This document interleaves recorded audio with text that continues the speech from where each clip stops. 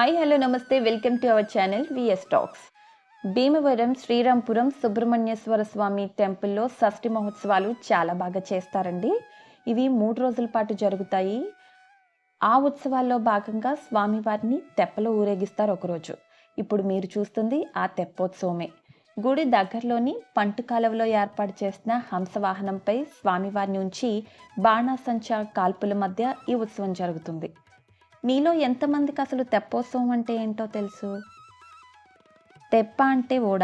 ఓడలో స్వామివారిని ఉంచి కోనేటిలో ఊరేగించడాన్ని తెప్పోత్సవం అంటారు. మరి తెప్పోత్సవం ఎందుకు చేస్తారు? ఒక రాజుగారిని లేదా ఒక నాయకుడిని కానీ మనం ఎటువంటి ఉపచారాలు అంటే సేవలు చేసి రాజుకి లేదా నాయకుడికి ఆనందాన్ని కలగజేసి దాని నుంచి ఫలితాలు పొందుతామో అదేవిధంగా మరి ఈ జగత్తుకి అంటే లోకానికి నాయకుడు భగవంతుడు కాబట్టి ఆ భగవంతుడికి కూడా ఈ రాజోపచారాలు చేస్తారు.